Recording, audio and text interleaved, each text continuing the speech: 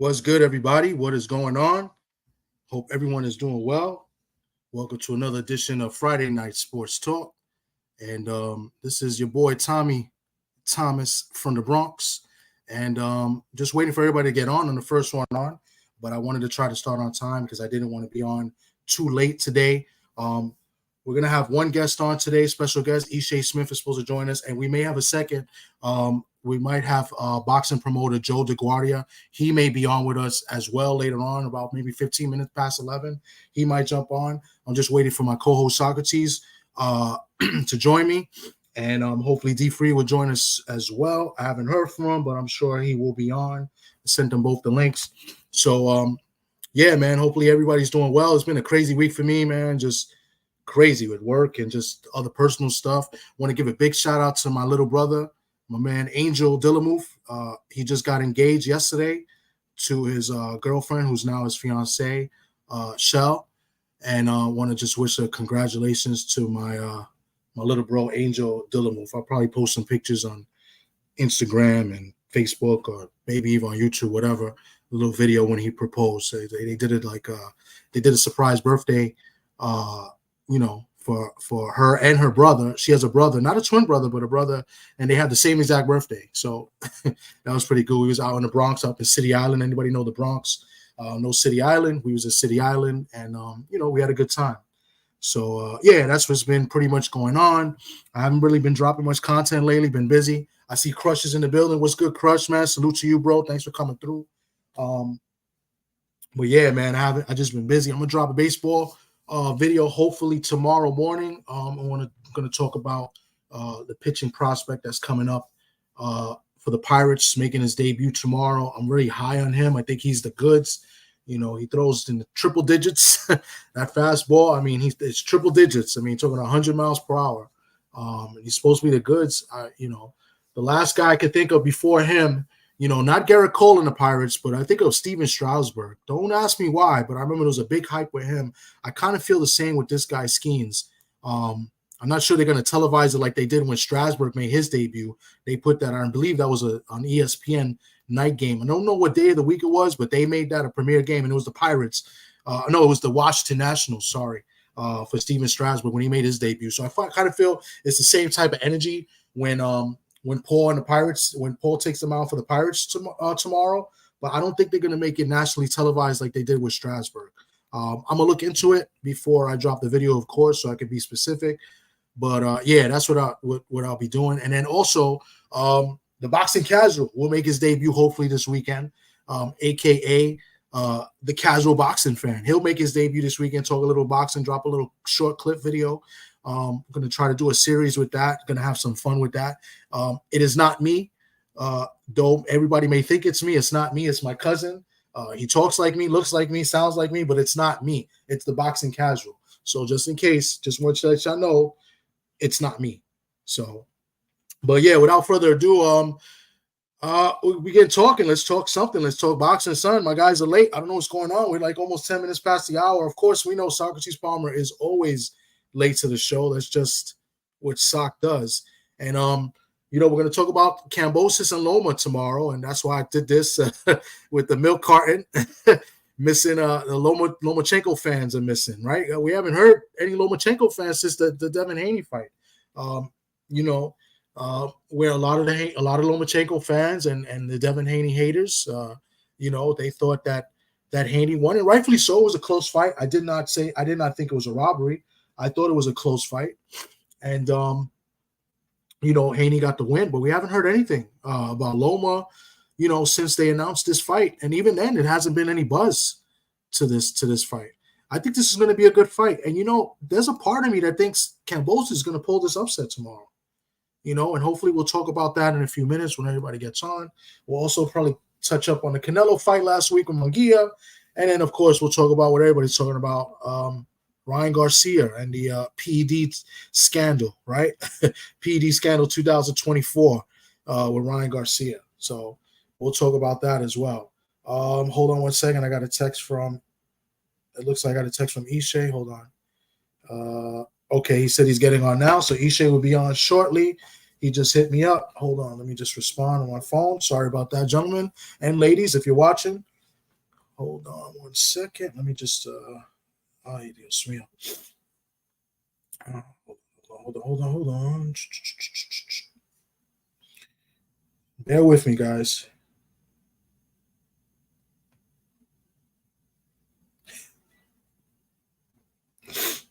All right. So that was he said that was a few minutes ago. He says iPad is acting up. He'll be on in a few. So, but yeah, that's what we got today, and what we were talking about tonight. Hopefully, when everybody, like I said, pops on, and then we'll talk. Maybe I don't know if we'll get into any of the baseball.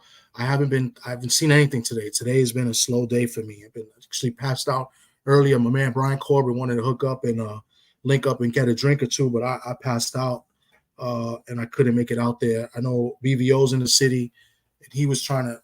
He was supposed to link up, and he fronted, but as BVO.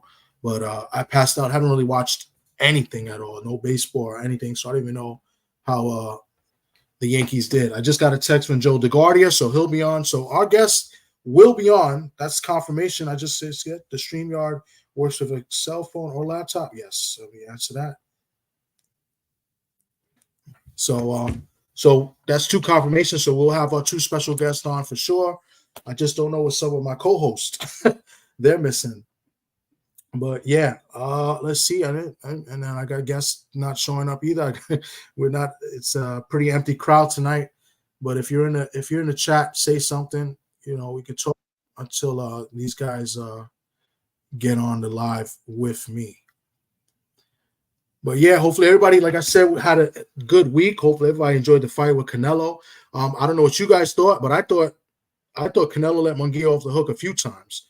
So hold on 1 second. I got my co-host coming up. Let me just set this up real quick. Take this off the screen. And let's just put the camera on.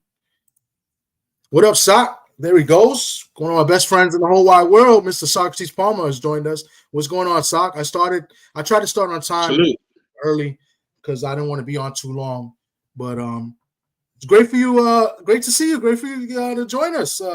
Not on time as usual. You're consistent. Hey, that's the key to life. Consistency. Kwee, what's good? I see you. What's good? Salute. And I shot him, my man, Crush the Legend. What's good? I was just saying, we was talking, what we're going to be talking about later. Ishe is going to be on. Joe DeGuardia is going to be on as well. Both of them did confirm. They just confirmed as I was on. Ishe's having a little problems with his iPad, and Joe just texted me. Is it audio or video? He's asking me. It's both. But let me see. You don't. Let me just respond to it. But how you doing, Sock? Talk to me. Joe wants to know if he has to comb his hair. That's all. Yeah, that's basically without saying it. If you don't have to keep the camera on. Yeah, so I just texted him back. So, but yeah, Sock, talk to me, man. Tell me what's going on. What's been going on? I told him what we may talk about, but say what's good to the people, bro. What is good, man? We've had a lot to talk about the last couple of weeks in boxing. A lot of developments, and it looks like we're gonna have a fun summer, right? We have Tyson Fury and Usyk next week. We have there he goes. What's up, man? What's going on? What's up, fellas? How y'all doing, man? Sugar Shay in the building. What's going on, bro? Nothing much, man. What up with y'all? Chilling, man. We just, Sock was late too. He just got on. He was, doing his little intro, Sock is always late, so we used to that. You know what I'm saying? So surprised he's not asleep, man. We old men now. I'm surprised he's still up. That is true. This is the new hanging out for me now. This is like going out to the club now. Yeah, going out to the club or something. This is what it is now. Yeah. It's much cheaper, and you find yourself, not getting into much trouble either. That is true. Right. You know what I'm saying? Right. The drinks are a lot cheaper. Look at this guy promoting. We hung out once back. Matter of fact, with Ishe, I remember you had the. Do you still have that varsity Everlast jacket? The varsity ever. I don't That know was if I tough. got that. I think I gave that. I think I let somebody have that, man. That was tough. Back in the day. Yeah, I forgot that we were some spot in Manhattan. I think you had just gotten off the Contender. This is a while Yeah, ago, obviously, but man. What a show that was, man. Yeah. But so saying Ishe, I mean, you could do a little intro if you want.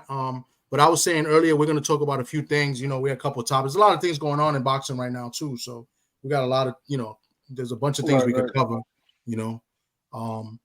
I know you was very active on Twitter when the whole Ryan Garcia PEDs came on. When after Dan Rafael reported that he popped dirty. So maybe we can lead off with that. All right, yeah, I got no problem with that. Yeah. So I mean, what do you think? I mean, I know what you think, but let everybody know what you think, and you think it's legit. I mean, he's crying foul. He's crying like it's an injustice. He's saying that he didn't take anything. Look, man. I've from the amateurs, I got tested in the amateurs randomly. I remember after a fight, not being able when I fought in the USA's and I won my the semis. I remember they locked us all in a room and we couldn't leave that room until we pissed. You know, that was like a random drug, a random test.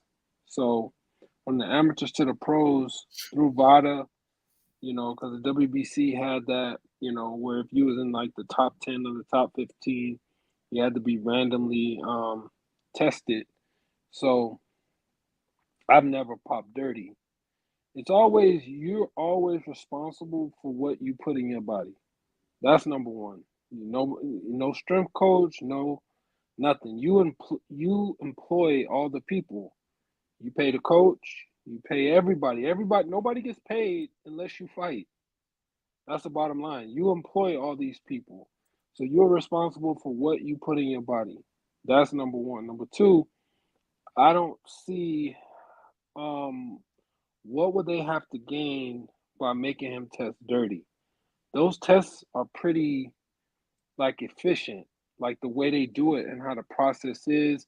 Not the when they come and test you after a fight or they come to your home, you can't leave out of their sight until you use the restroom until whatever they got, whether it's blood or urine, you can't leave out of their sight until like if Sock was at my house, I can't leave and yo Sock, go piss for me real quick. I'm dirty.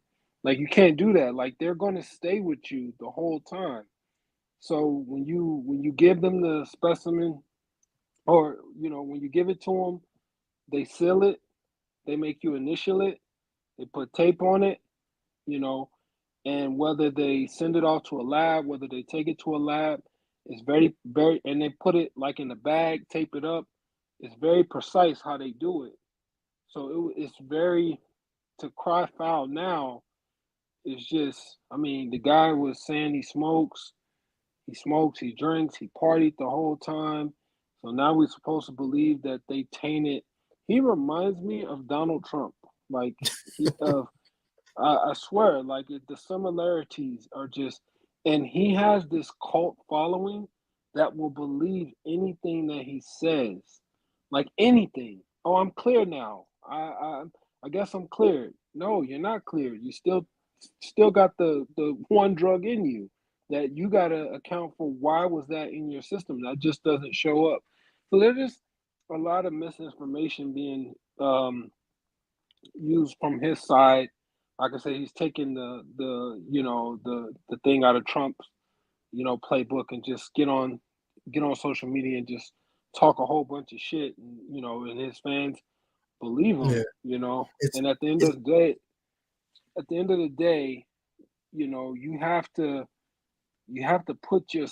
reverse the roles. If it was Haney, if it was if it was somebody else, if it was Bud that tested when he fought, if it was Bud that tested dirty, if it was Haney that tested dirty, um, the fans will be saying it will be a whole different dynamic, of what they would be saying. So he has this cult following, man, and he built that fan base up himself, and it's just they'll believe anything that he says, and that's to me, that's just it's just the time and world we live in, man. Yeah, I feel, and it's funny you say that. Before I move on, it's funny you say that because, there was a bunch of the Ryan Garcia fans. They did the same thing with the Trump followers. Like, you remember this? Like, look at this is the Ryan Garcia followers. Right, Get it, go in Nevada to get them test results. right. But it's the same thing. But real quick, I want to introduce our other special guest, boxing promoter, from New York, former New York Golden Gloves champion, believe 1988. My man Joe DeGuardia. How you doing, sir? Good, doing well, Thomas. Thank you. Doing okay. All right, all right. Guys. Socrates, how are you? How are you, my friend? Long time. Yeah, long time. 20 years. Yeah. When you're down at the Soundview Community Center, right? Yeah, that's right. We go way back. We met when I was 18, and I'm 46, so it's rained a few days since. And I believe you know the gentleman.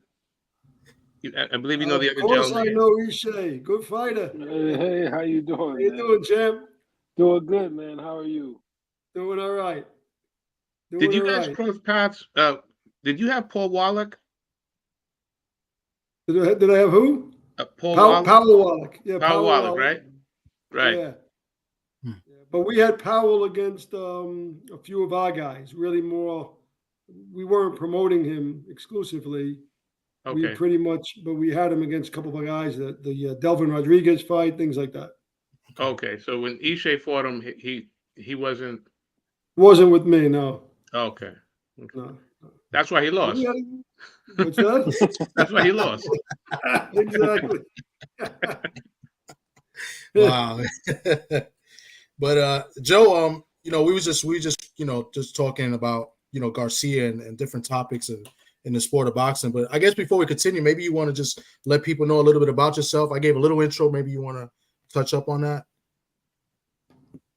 I mean, I don't know where to start.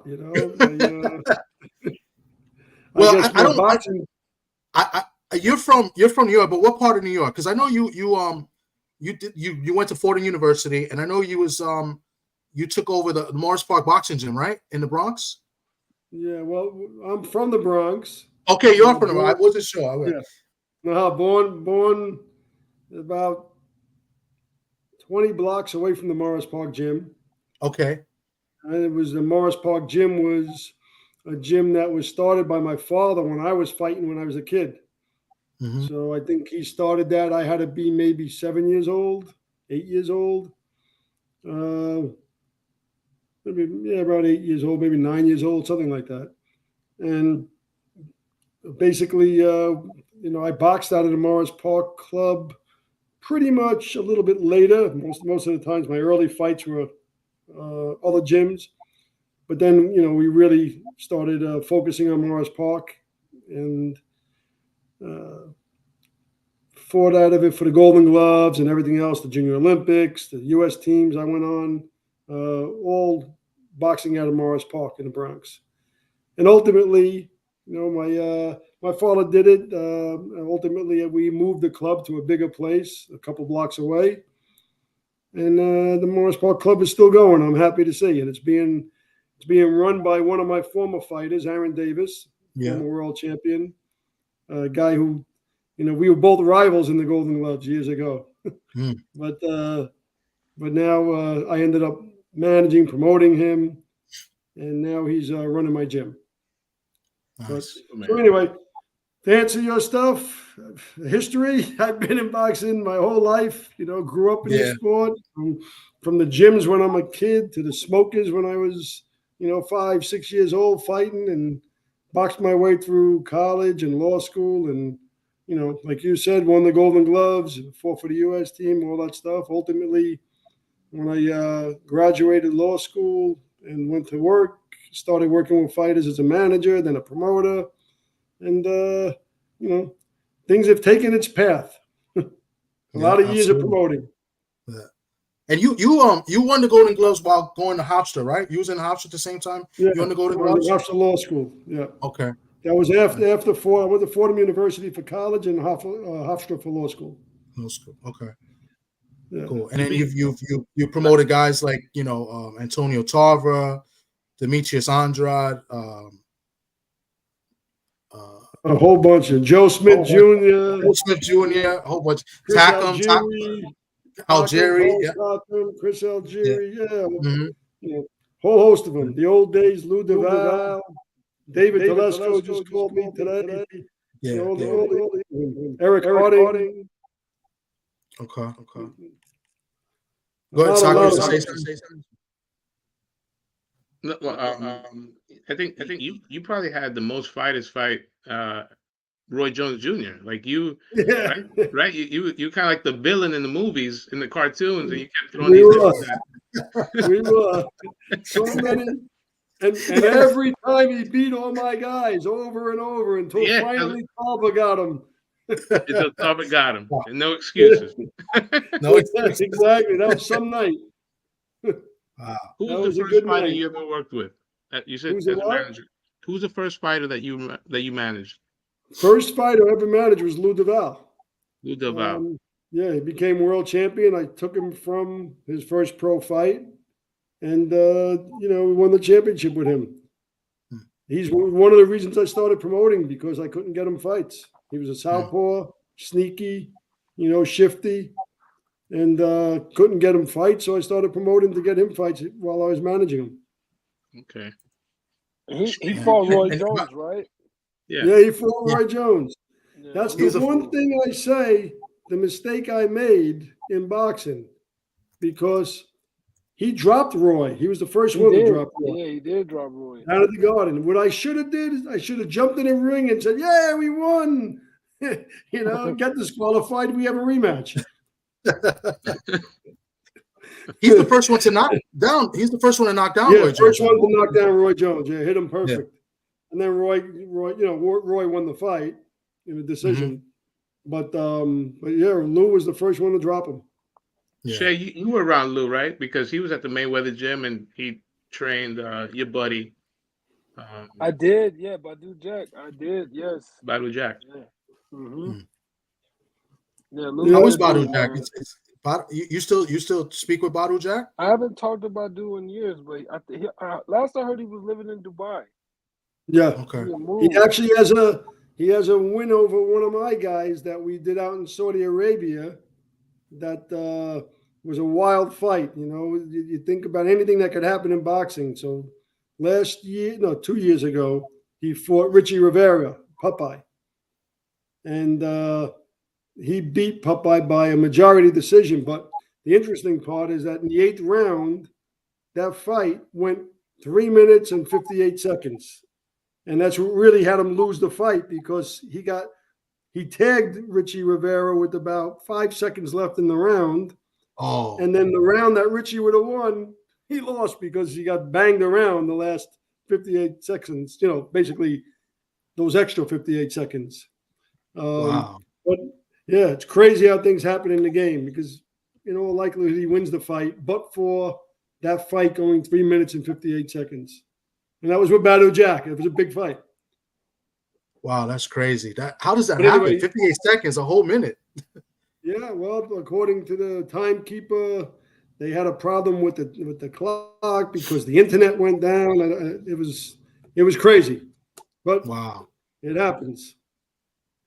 That's Part of the game. But anyway, Badu is right. He's out in the Middle East. We did the fight in Saudi Arabia, but he's living, I believe, in Dubai.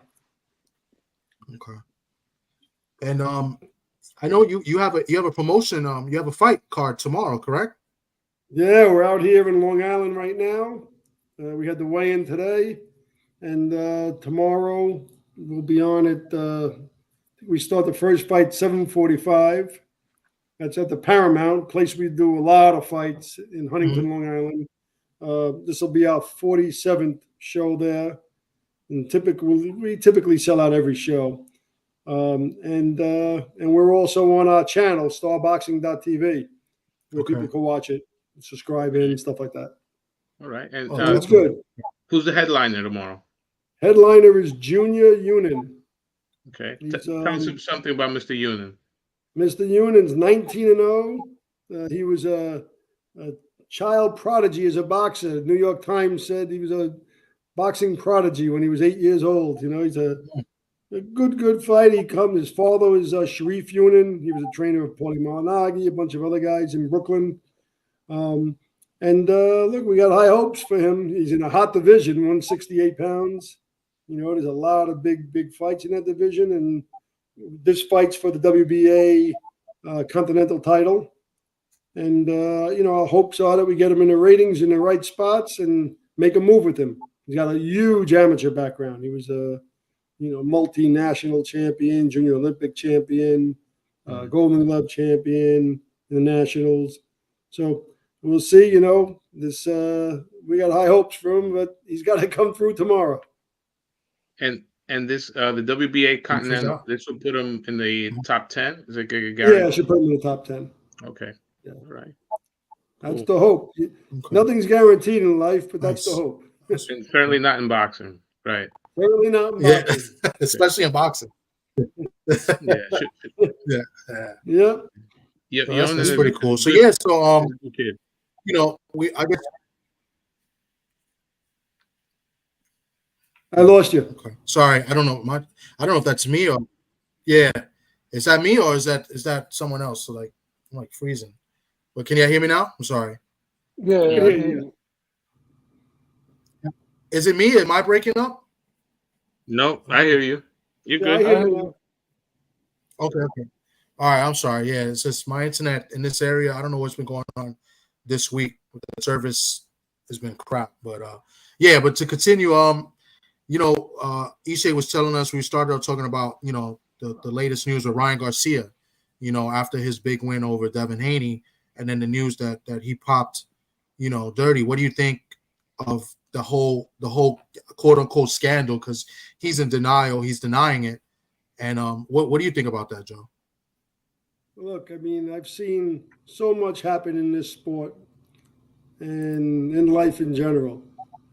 I don't know. I don't know the facts. I haven't looked at the reports. I don't know, you know, did he eat the same meat that Canelo ate? You know, who knows in life what's going on? I just don't know, because I got to tell you, I don't know enough of the facts. I haven't seen any documentation. I don't know the details of the background. So I'm not really in a position to make that kind of assessment about it. Obviously, you know, from a perspective of being a fan of boxing, as well as being in the business of boxing, you know, when he won the fight, it was good for the sport in some respects. It generated, it generated interest in a lot of respects.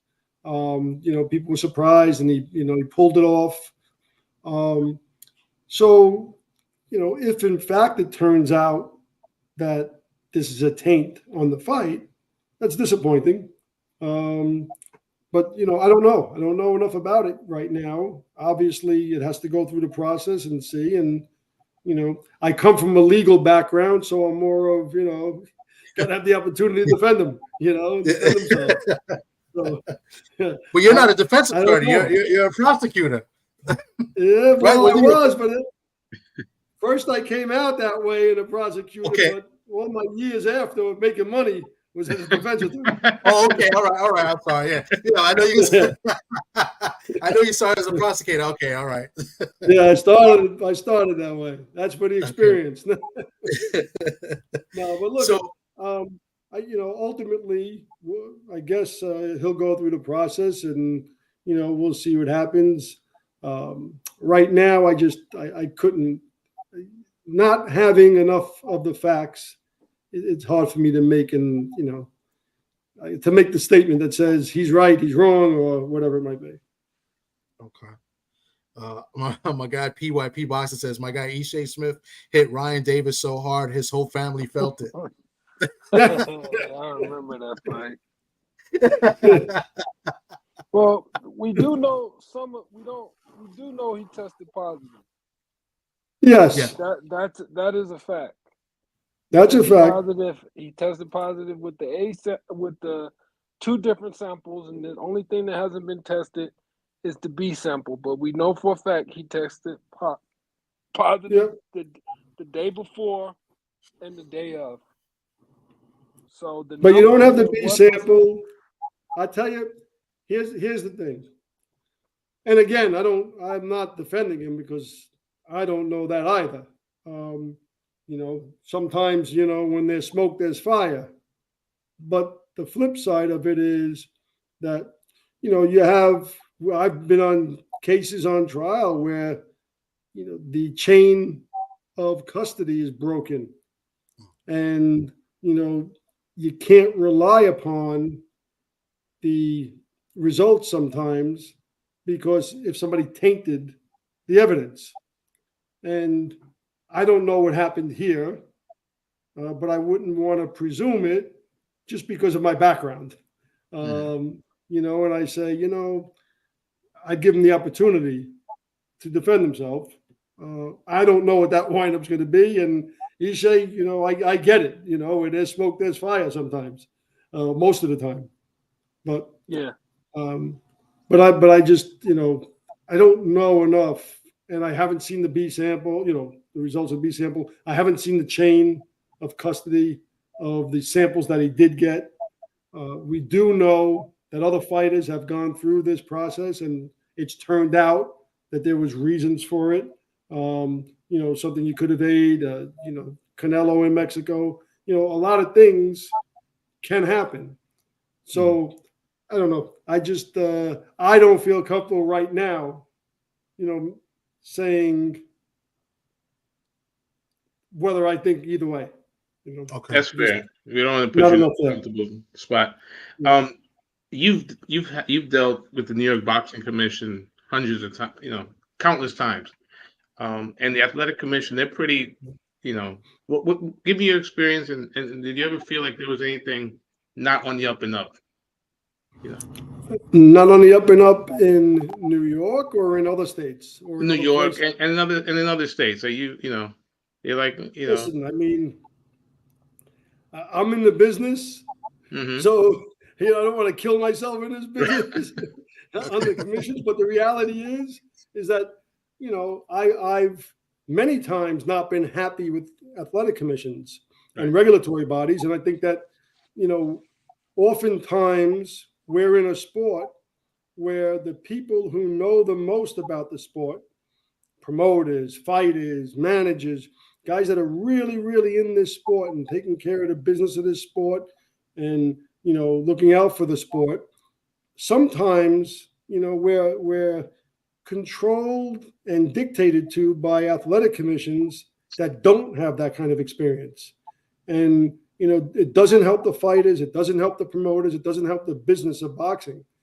So I really feel that, it's unfortunate that we've never come together as an industry and controlled our own destinies, because oftentimes we do get athletic commissions that, aren't doing what they're supposed to do. Look, I had Richie Rivera fight out in Saudi Arabia. What happened? The fight's 3 minutes and 58 seconds in a round. Should that happen? No.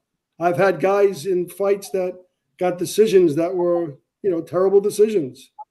Should that happen? Listen, if it does happen, maybe it's not corruption. Maybe it's incompetence. Who knows what it is?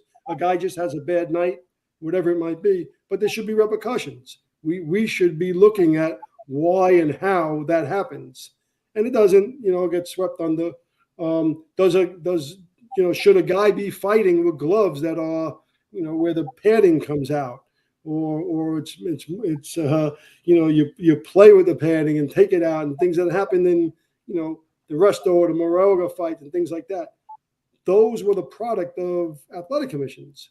Right. So and look, I'm not saying they're all bad, because many athletic commissions are great, and they have the best interest of the game at heart. But it takes time to learn what's happening in this sport. It takes time to learn how things really happen. You can't push a guy who's a trainer, who's been in this business all his life, knows how a guy gets wrapped, knows what happens, what kind of tricks there are, knows what you could do on a wrap and stuff, and have a commission tell you, get out of the room, this is for us to watch. Okay, not for you. Well, guess what? All of a sudden, now you got a fighter who's improperly got his hands wrapped or wet and made up like plaster.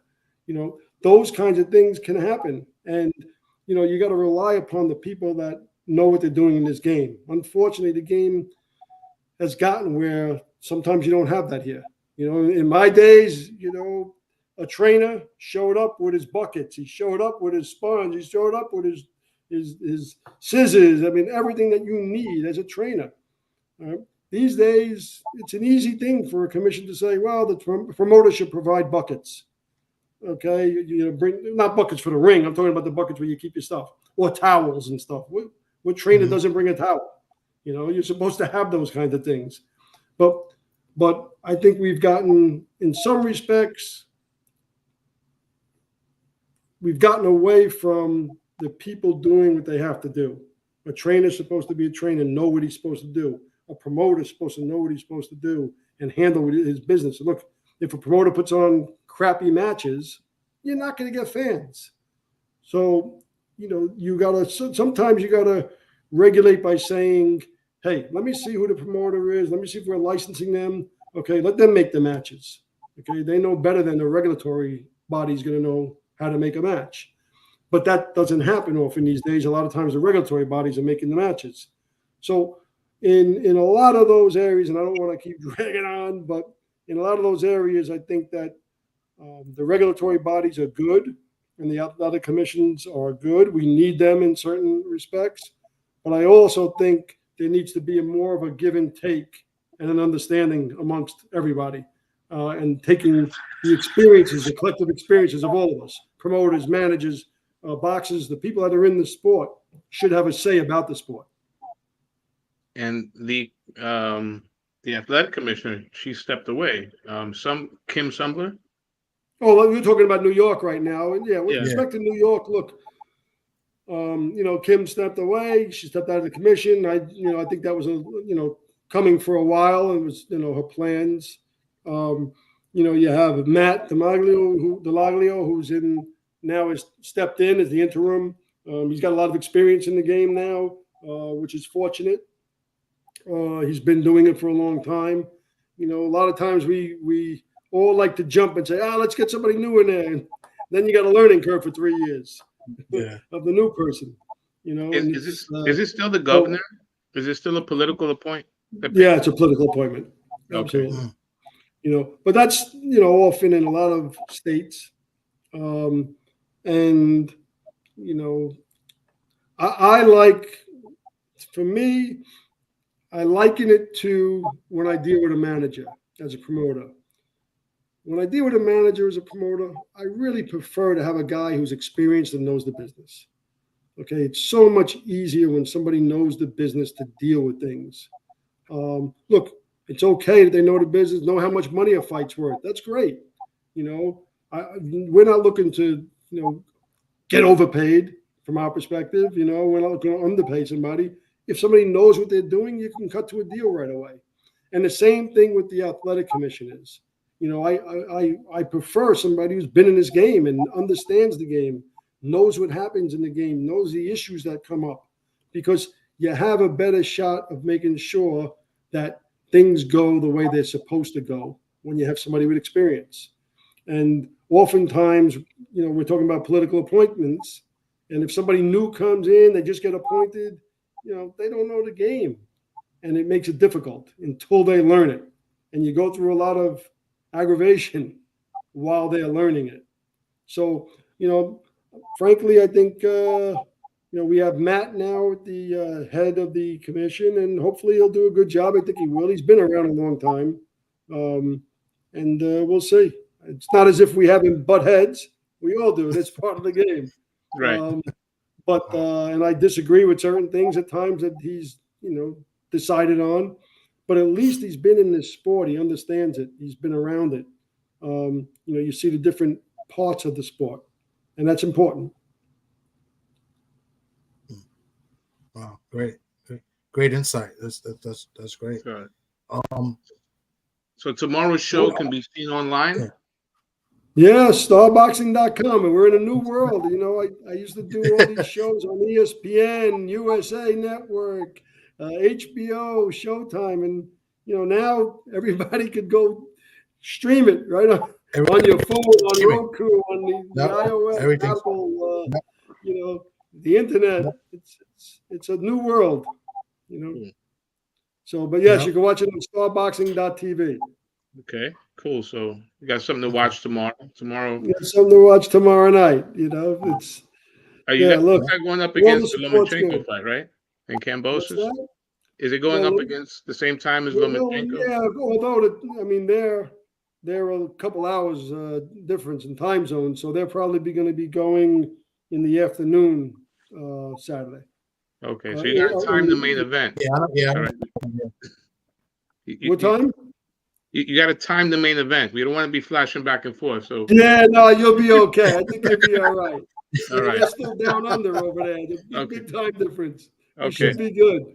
I'll text you. Say, hey, kill some time. Yeah. No, I think you'll be all right.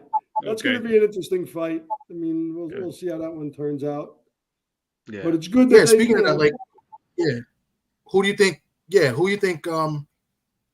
Is, I mean, obviously Loma's favorite, but you think Loma is as motivated as he has been in the past? I don't think he doesn't seem motivated. Why? Because he didn't fight the last time. He went to the war. I mean, Well, I don't know. well Loma got the tough decision loss to Haney, and we haven't really heard from Loma since. And then Cambosis' last fight, he should have lost. He fought Maxie Hughes. Was it Maxie Hughes? And I think he won that fight, and they gave it to Cambosis. So, but I don't know. I just think I don't know. I don't see Loma as motivated as as in the past. No. I don't know. I mean, I think look, Haney's not an easy task, you know. Yeah.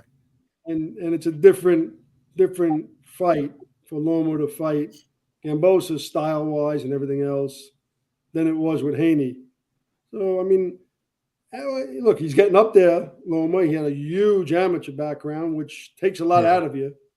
But I think I got to favor Lomachenko in the fight, even down there. Okay. Ishe, what do you think? I gotta go with Loma. You know, I gotta go with him. Even with the little slippage, you gotta favor him a little bit. He's been Cambosa has been through a little bit, you know, with the Teofimo fight, the 2 fights with Devin. You know, so I favor Loma.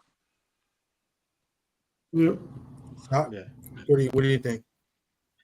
Yeah, I mean, I do believe that sometimes guys do fight down, you know, to the level of their competition sometimes. But I think Lomachenko's a pro, and I think the talent level is too much. You know, I don't even a B level performance for Lomachenko should be too much for Cambosis. Even though Cambosis is fighting at home, but I just think Loma, unless he gets old overnight, right? The old cliche. But I think Lomachenko's just different level, man. Lomachenko's a Hall of Famer. Yeah. Hands down. He's a Hall of Famer. Cambosis is a this pretty guy. This is a make or break fight for Cambosis. I mean, he loses this, he's done. I mean, he's made good money, Cambosis, for great money. career he's had. I mean, props to Lou DiBella, right? He's a development, right? He's developed. Yeah, did a great job. Lou did a very good job with him, you know, and maneuvered, and it worked out okay. I'm gonna put both of our guests. I'm sorry, it's kind of like off the top. I'm gonna put both of you guys on the spot. Ishe, if I ask you what is a promoter's job, number one job, and I'm gonna ask Joe the same question. Ishe, what's a promoter's number one job in your opinion? To promote the fighter, give the fighter opportunities, build the fighter up. The main thing is to promote the fighter, keep the fighter busy, and build them up from starting them however many years the deal is, starting them up from scratch, building them up from, I like to say, fighting on the local club shows and building all the way up in. It also depends on when you sign with someone too.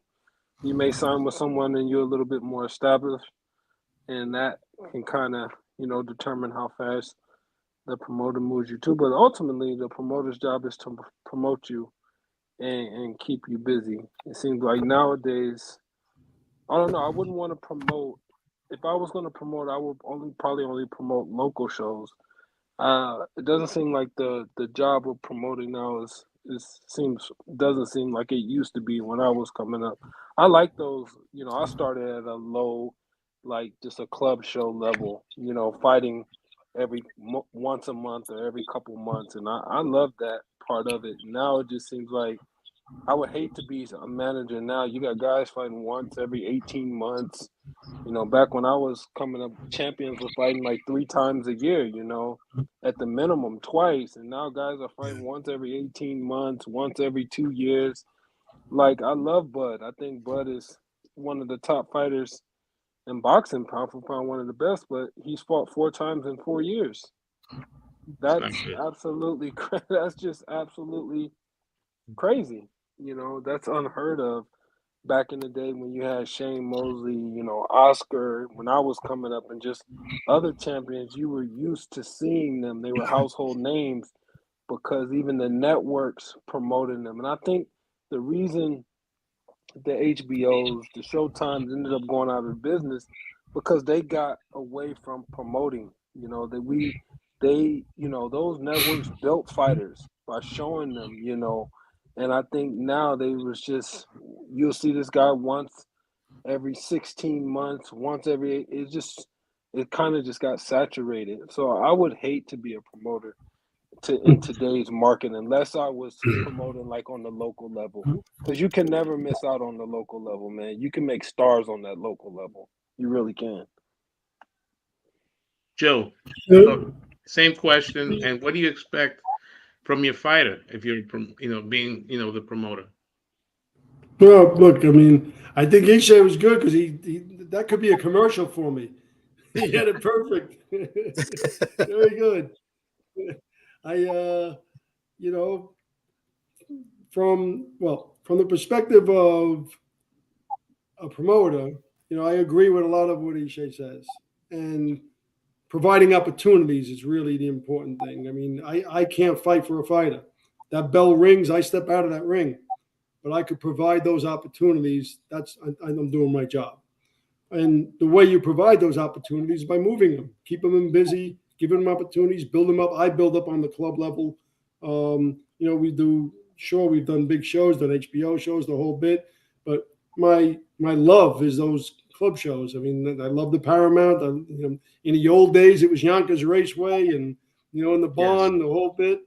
From the Paradise Theater in the Bronx. I mean, all these different kinds of club venues. And to me, that's boxing, Right. Unfortunately now, we get too caught up on those big shows.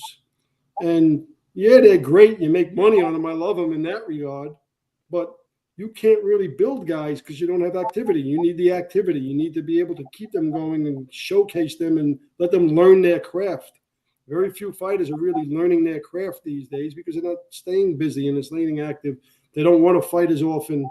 So that's one of the things that lead into your other question being, what do I expect from a fighter? I expect a fighter to be ready. That's his job. He's supposed to be training, supposed to be fit, supposed to, want to fight. We often at a club level, if we're in a place where we are doing our show and it's one of our fighters, we're going to give him a little bit of an edge in a fight. Maybe we're going to make a fight that's a 60-40, fight. We think 60% he's going to win, or 70% he's going to win, whatever it might be. So those kind of fights you could take more often than a fight where you're fighting a mega fight for the championship of the world, making $40 million. Okay, you only want to fight once, I could get it. But if you really want to learn your craft, you got to be fighting. You got to be in that ring. You got to be learning that craft. And the way you do that is by staying ready. And to me, that a fighter, it's important that fighter stays ready, stays in shape, does what he's supposed to do. because this is a hard sport. It's a very difficult sport to make it in. It's very difficult as a fighter. You need every break go your way. Even if you do things right, you might get a bad break. So it's a tough sport. And it's a tough sport from a promoter's perspective. It's not like we have sponsors coming in from left and right, throwing us money and being able to promote the shows. The business has changed a lot because when a fighter does make it, it's not like the old days. The fighter sometimes now will promote himself because he can make a deal direct. And then the money doesn't go back into the sport. And we need to keep money flowing in the sport in order to develop fighters and keep fighters busy. Otherwise, there's not going to be activity. You could do a show at Madison Square Garden. You could do a show with a big Barclays show if you have a big fight going on. But how are you going to keep developing fighters if you don't do those local shows? Right. And that's got to take place all over the country. You need to keep that grassroots of the sport, so you develop more fans, more fighters, and more people involved in the game. So it's not easy, and it's not easy for anybody in the sport. Whether you're a fighter, promoter, manager, it's not easy. It's a lot of work. But my hope, and I believe that, in spite of sometimes you have like tough roads, the sport goes down. But boxing, to me, will always survive. It's the best sport there is. You might have other sports creeping up on us, in certain respects, but ultimately, boxing is like the true fighter. One way or another, he guts it out and wins. And that's a lot of what I believe about boxing itself. We go through rough patches and tough times, but we're going to develop another star. Every time people say, "You're never going to develop another guy. How are you going to get another Sugar Ray Leonard?" Okay, and all of a sudden you have De La Hoya comes along, or Roy Jones comes along, or Mike Tyson comes along. Floyd Mayweather. We still get the stars that we develop, and we'll still have that because our sport, when all is said and done, the skill level needed in boxing blows away the other sports. And I know MMA is doing great. It's a good sport. I respect the UFC, what they've done as a business. I respect all the fighters in the UFC. But at the core, when you get to the bottom of everything, the most elite fighters typically are going to beat the guys that are not elite, because that shows out over the course of 12 rounds, your skill level and skill set. Yeah. And you don't have the same thing occurring in those other sports. And even MMA, which is a rough, tough sport, but you have 5 rounds, it's a different kind of pace, a different kind of fight. In boxing, those champions, when you reach that top level, that's a top level. The cream rises. Cream rises, and ultimately people want to see cream. I mean, it's a real art sport. Whether you're a sharp boxer or whether you're a puncher who knows how to, cut the distance and do everything in that ring. There's a lot of IQ needed. I remember when I was young, I read this article talking about the IQ of different athletes. And it talked about how boxer's IQ vis-a-vis his sport itself is the highest of all. The amount of, sharp intelligence and thinking and the things that you need in that ring to succeed far outweigh the other sports. And it always stayed with me. It resonated with me, that article, because I believe it. Well said. So starboxing.com is where we could tune in all over the world. Starboxing.com is our website. You could go there and you get Starboxing TV, or you can go directly to starboxing.tv. But starboxing.com brings you to our website, our fighters, our events, and it'll bring you to our channel as well. And first bell is? First bell is 7:45. 7:45. Awesome. 7:45 tomorrow. 7:45. We'll have it'll be a good card. One of the problems with boxing, not problems, but one of the things that happened in boxing, we started with 6, we wound up with 4 fights at the weigh-in. So it'll be 4 fights. It's what happens. One guy got had a little problem with an eye exam. The other one got sick. Oh. I don't know if it's COVID or the flu, whatever it might be. But it's unfortunate. It's what happens with live sports. Disappointing for us. And, speaking about a promoter, Ishe, what we got to go through, we fly in there. I can only imagine. All the medicals, everything. And there goes all that cost down the drain. But look, the show goes on. And we'll have a show tomorrow night, some good fights. And tune in, starboxing.com. Cool. Well, I hope that Yonan comes through. I hope Yonan comes through. I've known him for a long time, and he's good family. His father's a great guy, and I hope he comes through for you. Thank you. I hope so too. Yeah. Tom, Ishe, I don't know if you got anything else. Or it's late on the East Coast, so I know Joe's got a busy day. What time got to be at the arena tomorrow? Well, me, I don't have to be there that early, but we got so many other things that come up that you have to take care of with a promotion. It's all right, but at least we're getting to the wire now. It becomes, the hard work for a fighter. A lot of guys, they look and say, I'm going to go into that ring. They're making X millions of dollars, to go in there for X minutes. The hard work for a fighter is before the fight. All the work you got to put in to get to where you get there and get into that fight. And the same thing for the promoter. All the hard work is done. Fight day, fight night. It's a lot easier, a lot smoother. That looks like the fun part. You walk around, you're at ringside, and everything's great. But it's the work beforehand. So tomorrow should be okay.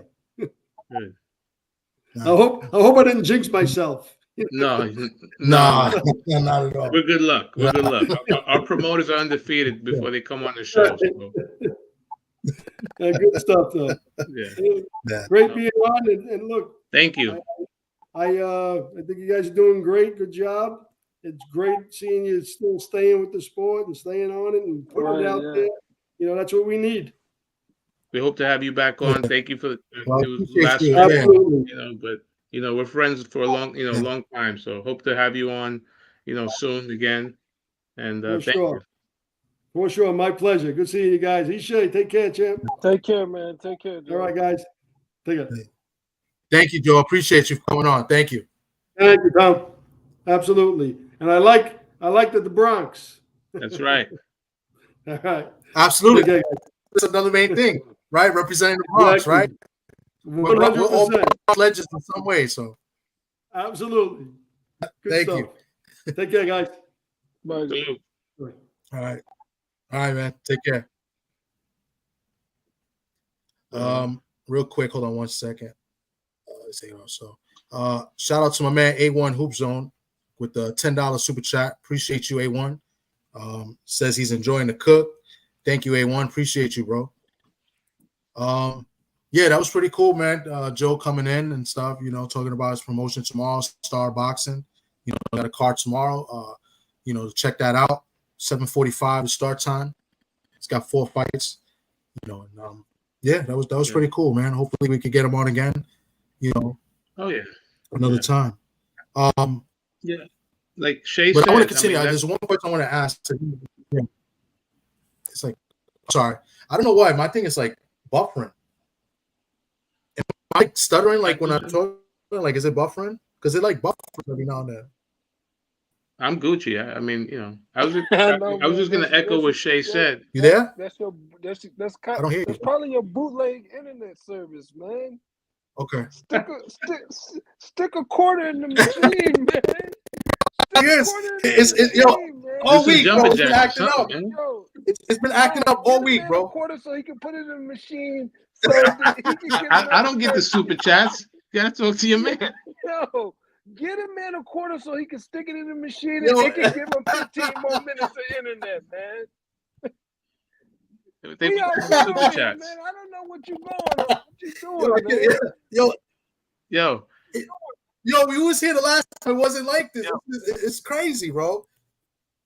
Go ahead, man. Go ahead, man. Shay, you and me go back like Stephen A. Smith's hairline, right? We go way back. Way right? back, man. Way back.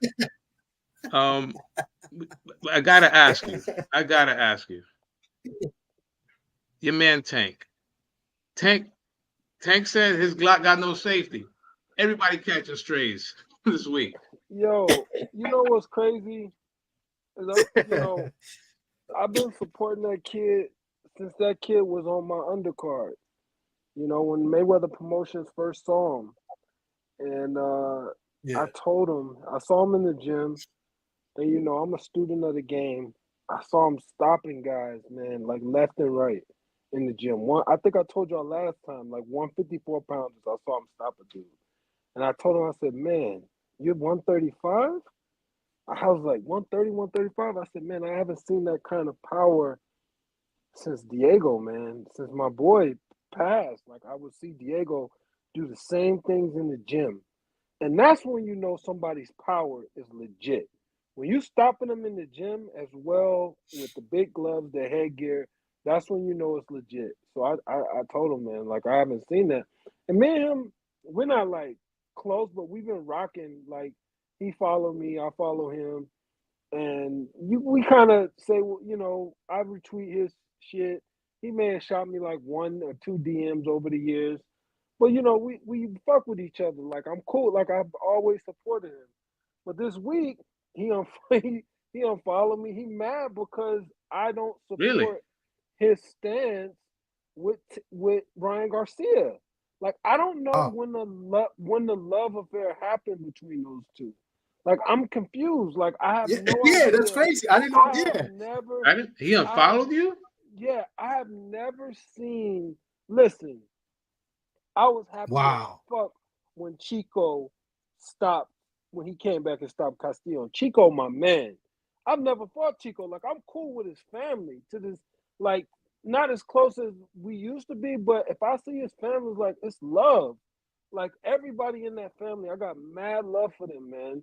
Like, I've literally hung out with their family, gone to their house, you know, had dinner, hung out, went to dinner with Michelle and Diego together. Like I'm cool with them, and I was happy as fuck.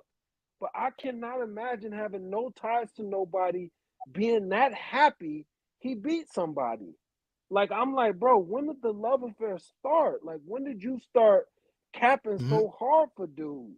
When did you start supporting this dude to no end? Like, are you that happy he Well, beat? Like, I'm confused. Like, I'm not I think saying it's it's talk shit. I'm like just confused by it. Like, when did you start where it doesn't even matter? Like, he tests positive for drugs. That don't matter. Like, nothing matters.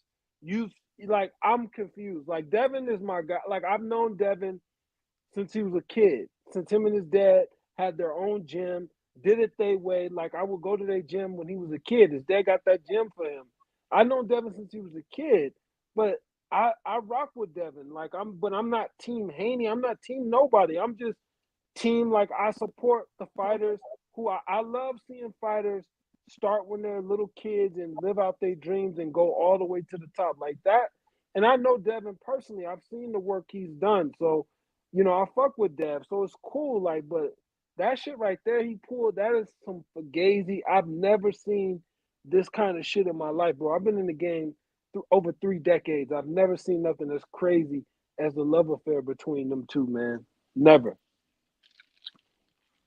That's crazy. Is it so? Here's the thing, like this love affair, like as you say, because that's what it seems like. He's been going crazy on Twitter. It's a It's a bromance. Ryan. Let's use a modern word, a bromance. But yeah, but is it a bromance or is it hatred for Haney? Like is it that much hatred for Haney? Is he doing it for, or is he really like cool with Ryan now all of a sudden? It's probably a little bit of both. It's got to be a little bit. I don't It's know why he would be. I don't know, man. it's I'm weird still behavior. very. I think it's just weird I don't behavior. know. I just think it's really weird. I mean, He said a you know, statement. I mean, He said, "When I fought him, he was better," and I was like, he wasn't better. He had to come in mhm. at a low. He had to come in at a lower, you know, at a lower weight. Yeah, He had a rehydration clause, and I'm not making no excuses for Ryan. I'm saying you signed the contract. That's what it is.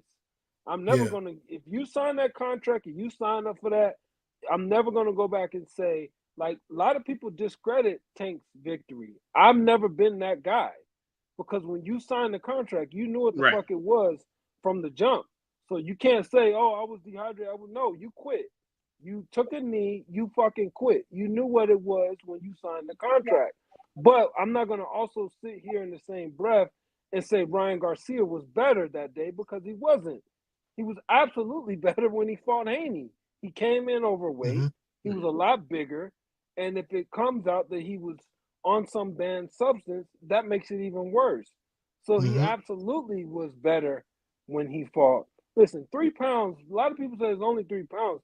If I could weigh 157 instead of having to cut to 154 my whole career, I would have been good, man. That would have made me that much better, because those last few pounds are fucking tough. And any fighter knows that.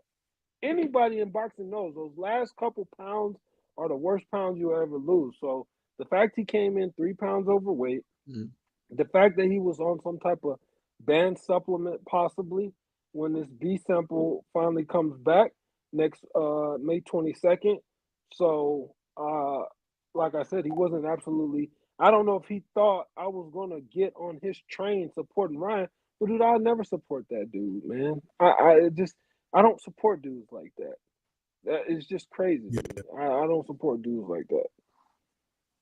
And I got 2 questions. I'm sorry. No, I mean, I was going to go into so is he contractually still money team, or what's going on? I really don't know. Is he still I on the don't floor? know. That's a good question. I have no idea. Tom, do you have any insight on that? I mean, is he? I don't know. I heard that he's a free agent now, or maybe after this fight, but that he's not with Floyd anymore. But I don't know how true it is, because Ellerby has been, Ellerby is still, yeah. So that's I what haven't But heard you gotta anything from realize, Ellerby. I think Ellaby is more on the PBC side now. When was the last time? I mean, I don't follow boxing as much as I used to, but when was the last time Mayweather Promotions have put a local show together, like a local show? This is our show. When I was fighting for them, we did our shows, Right.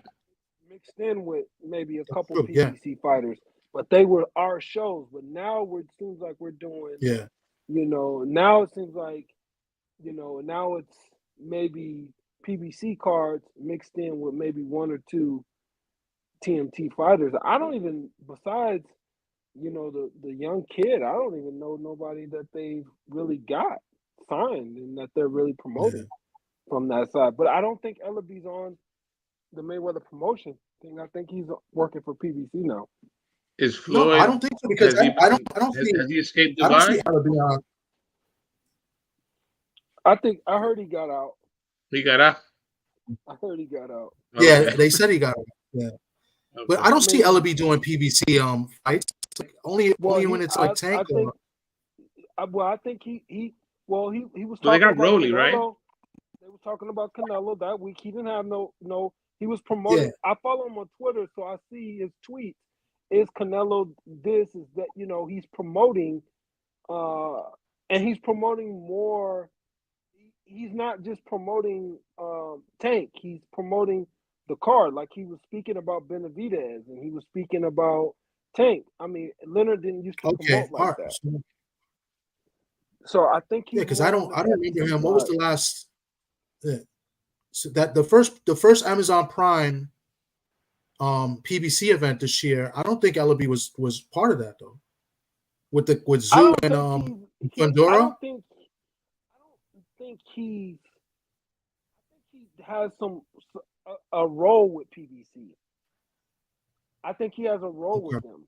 I don't think Mayweather Promotions is really existing like they did when I was fighting. I could be wrong. This is all speculation by me, but I just don't see them out there like they used to be. Like they didn't used to be. They have the other kid out there. Kid, that's the one that Floyd worked with. The one kid that's coming up. Cashflow. The big. I forgot. Not him. Like that. Cashflow with Top Rank. Oh, that's right. Yeah. Shay, well, he used to be with Floyd. Your personal interactions with Ellerby. How were they, and in your opinion of him? You just never know what you're gonna get on that side. It's like if I tell you something, okay, it's like if he tells you we're gonna bring Ishe on, and you DM me and say, Champ, we're bringing you on. I can't wait to have you on. Then you go tell Ray Campbell, we're bringing Ishe on. And then Ray tells me, all right, you say Leonard, Floyd will say, hey, we getting Ishe this fight. He goes and tells Leonard, hey, we getting Ishe this fight. By the time it gets to me, it probably won't be that fight, and it probably won't be that purse amount. So what I mean by that is just too many. It was just too many hands in the pot, too many Okay. hands in the business. And I thought the man at the top, which was Floyd, I thought he should have been more involved. And if you talk to any of the old fighters, the originals, whether they say it publicly or not, or whether they say it behind closed doors, there was a lot of like promises or you gonna do this. And the one that I could really say was probably Lonnie B. You beat this guy, you get this. You beat that guy, you get this. I mean, it was a bunch of you beat this guy, you get this. And I remember when I fought, I think he's from New York, Galarza. I think Frank. Is he Frank from? Galarza, yes. Yeah, I remember when I fought Brooklyn. Frank. So it was Frank. I had a choice between Frank and a Mexican. It was a Mexican kid that was ranked high in the BC. He was can't think of his name. I think Lubin fought him. If I saw his name, I would know who he is. I remember. But anyway, he was ranked high. I don't know how the hell he got the ranking. I have no idea. But I remember when I fought Galarza, they brought me the proposal like, hey, if you fight Galarza, you're gonna take a $25,000 hit. But if you beat him, you'll get your title shot. Will get you another title shot. So that's really all I wanted. I wanted 3 title shots and to call it a day. Like, okay, no matter what happens, let me just get one more. Every fighter, especially when you've been to the top, you want to do whatever you can to get back to the top. And then they came with the Mexican kid, like, hey, if you fight him, it's gonna be you're gonna make $25,000 more, but there ain't no title shot at the end. You just gonna make more money. And I was like, well, fuck. That's easy. That's easy for me to pick and choose what I want to do because I want the title. So I took the $25,000 hit because that's the way it was presented to me. Well, after I beat Galarza, that didn't happen. We didn't see me get my 3rd title shot. So I just said it's just a lot of miscommunication. You got to realize too, Mayweather Promotions, I don't think was ever an entity on its own besides Floyd. Mayweather Promotions was always like the stepchildren to PBC. The PBC fighters always came first, and then it was us. Yeah. So maybe they couldn't fulfill what they wanted to give me because somebody else at one of the PBC fighters was doing something. So I never took it personal. On a personal level, he's a good dude. He never really did nothing to me on a personal level, but on a business level, it was just too many hands, too many things going on, man. Just a lot of things going on. The guy I was thinking of was Carmel Moulton. That he's like 3-0. Yeah, that's like Floyd's 3-0. top prospect. Yeah. A good fighter, That's man. He just needs to get with somebody that could settle him down and work on his defense a little bit. I thought he got hit a little too much his last fight. And as you move up, and you start fighting them motherfuckers that can punch and them guys that's gonna stand there right with you, you gotta have some defense. You're not gonna knock everybody out. So you gotta have some defense. You sit there and take them punches like that, you're gonna have a short career. That's for sure. How old is he? You gotta get with 18? Yeah, he's young, man. Young kid. Nice kid. He's a young kid. He's like, yeah, he can fight, man, but he got to get with somebody that can work on this defense a little bit. What weight class is he? I think he's around that weight, like 130. What? I think he's 130. Let me Yeah. See, Okay. I think it's 130. Yeah, Okay. super featherweight. Okay. Yeah. Okay. 130, 135. Yeah. So, Hmm. the question I wanted to ask before, because I want to get it clear, because a lot of people, you know, you got the Devin Haney fans, and you got the Devin Haney haters, and then you got the Ryan Garcia, fans, the casuals, because a lot of Ryan Garcia fans is from social media and stuff. In your opinion, should Haney have taken that fight after Ryan came in 3 pounds over? Catch 22 is so it reminds me of Chico. I think when the first time in the rematch Castillo came in overweight Right. and Yeah. he took the fight and he lost. And then they were doing it a third time and he came in overweight and he said, not this time. And he turned down like 1.2 or 1.3 million. And he said, no way, I'm not doing it again because Yeah. you came in overweight last time and I took it and you beat me and I'm not doing it. So it's a catch 22. What's not fair is you take the fight, you're gonna get paid the millions of dollars. He's looking at it as 3 pounds to a fighter. Let him live. I'm gonna beat his ass anyway. Now the flip side of that is if this guy came in 3 pounds overweight and was on that shit. If you look what that shit does, it like increases energy, increases endurance, all kinds of shit. So if you just read up on that supplement, I don't think he would have taken the fight had he known he was dirty. And that's the catch 22 Yeah. right there. And it's kind of unfair to be fighting. I don't give a shit if it was whatever it was, man. He's dirty. Like it's not even a Yeah. question. It's not even nothing to debate. Everybody said, well, that didn't stop Haney from taking them hooks. Yeah, but it created an unfair advantage.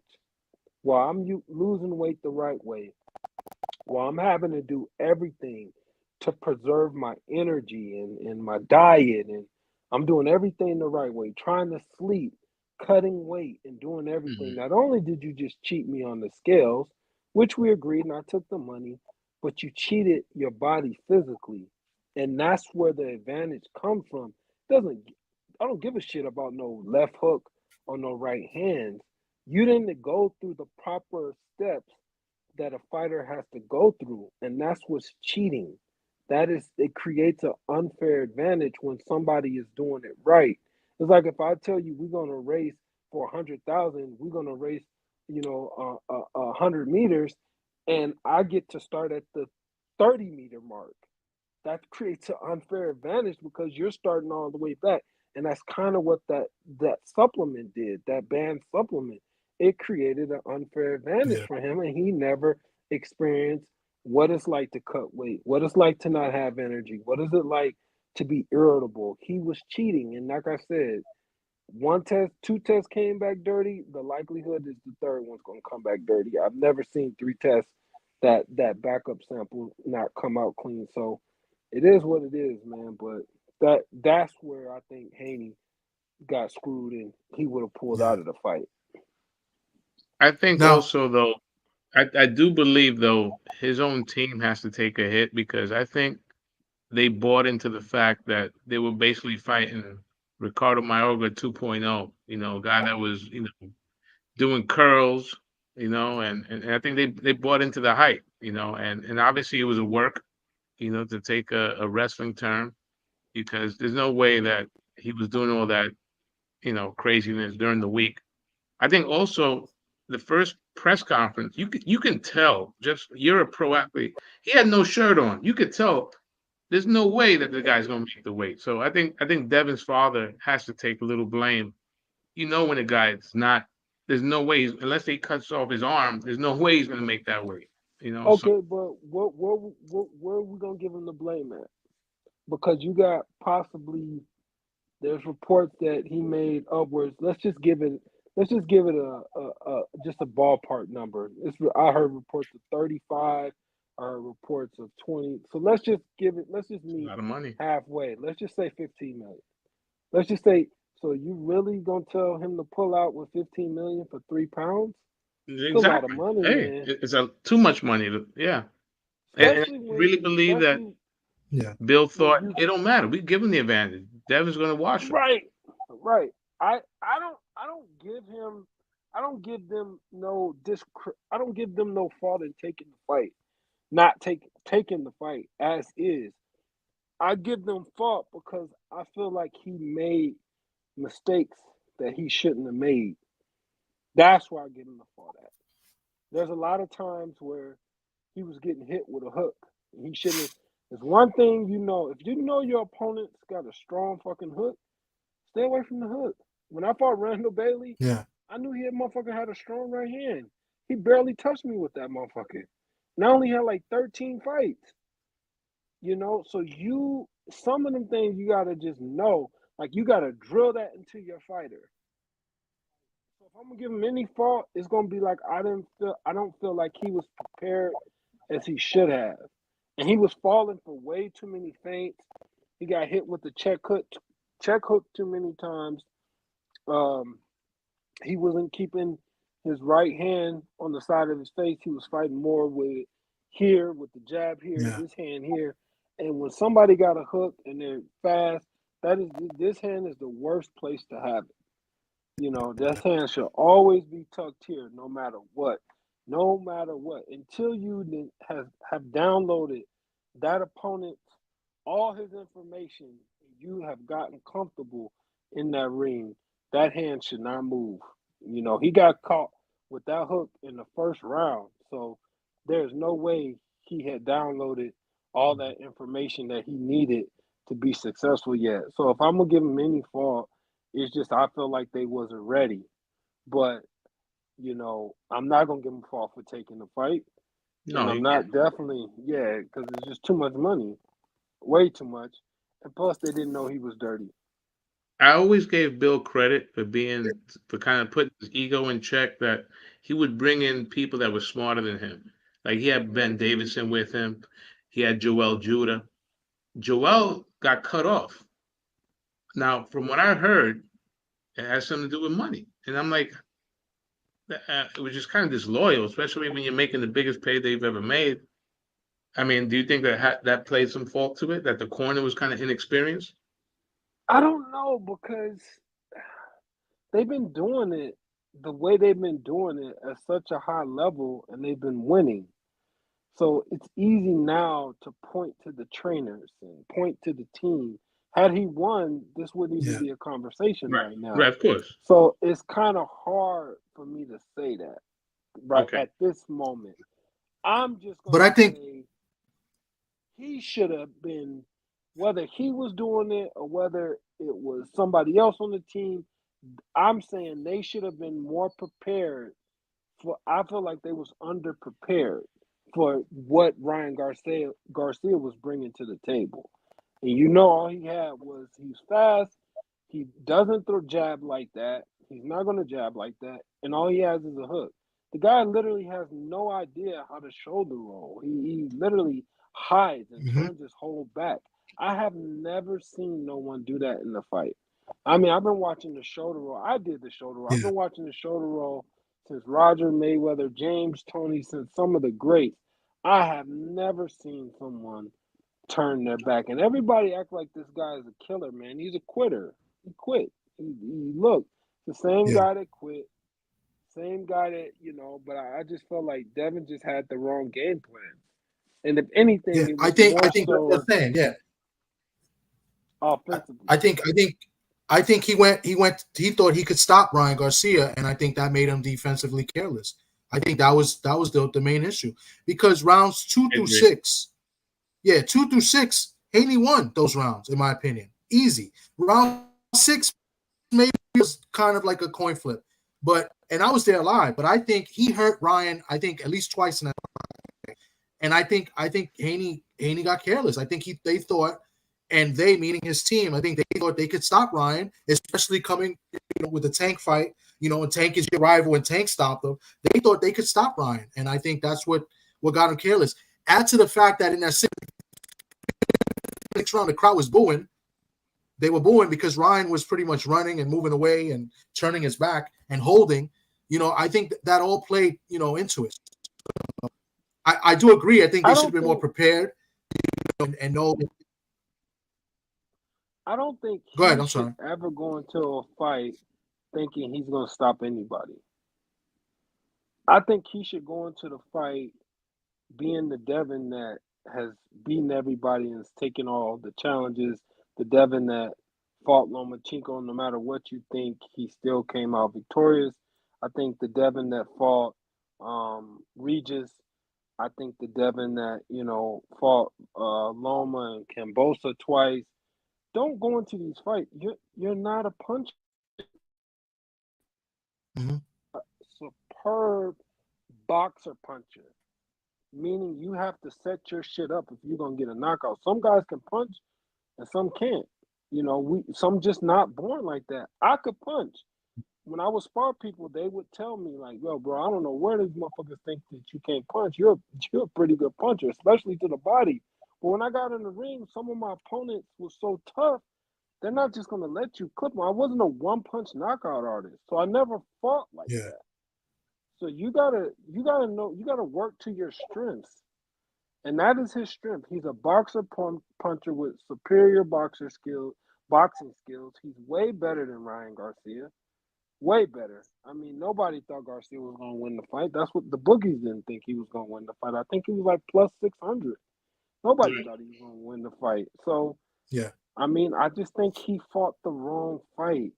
And that's more irritating than anything. And if I was in boxing, if I was on this team, I would have had him prepared, ready for the hook. I think anybody would have told him the only one thing you got to watch out for is the hook. Ryan Garcia don't even open up and throw combinations like really good. You don't see him and be like, "Ooh, shit, this motherfucker." He's more like a pot-shotting guy. He doesn't set nothing up. He doesn't use his advantage. He doesn't jab. He just looks to throw one or two shots and set up that left hook. That's practically it. I mean, that's practically it, and that's what has gotten him by. But I don't think he's very good at marketing himself. But I think if you ask me who the better boxer is, who the better fighter is, I'm going to say Devin. Devin's a lot better than him, but he just didn't show it that night. He made way too many mistakes. Yeah, I mean, yeah, the familiarity also. I mean, they know each other since they came up together.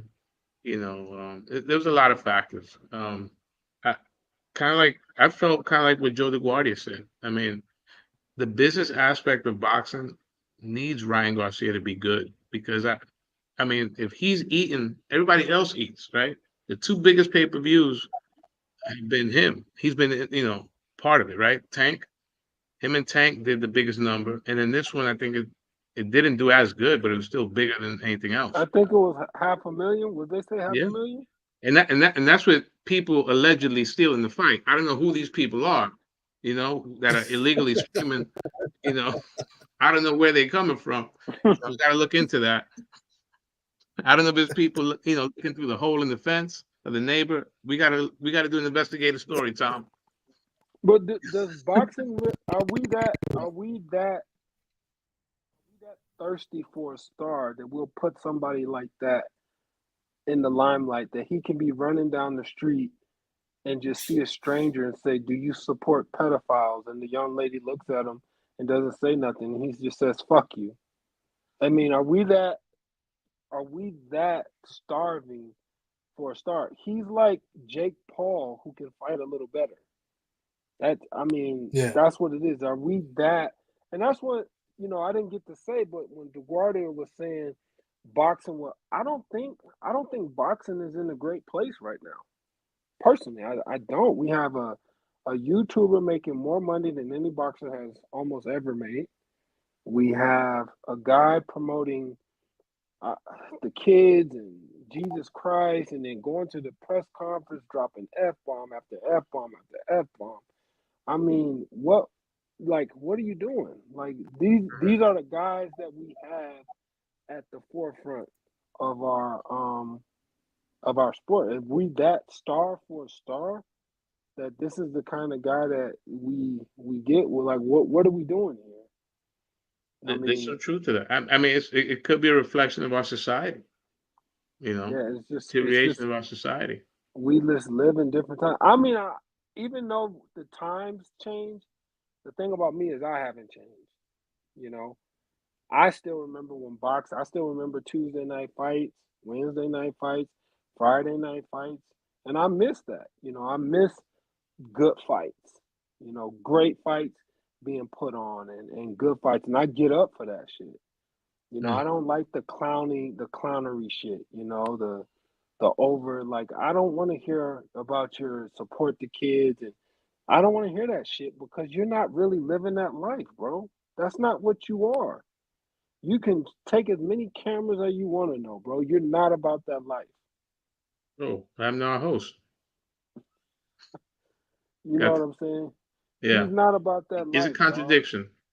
Yeah, he's not about that life. You want to act like you're gangster. You're not that, bro. You're not that. You know how I know you're not that?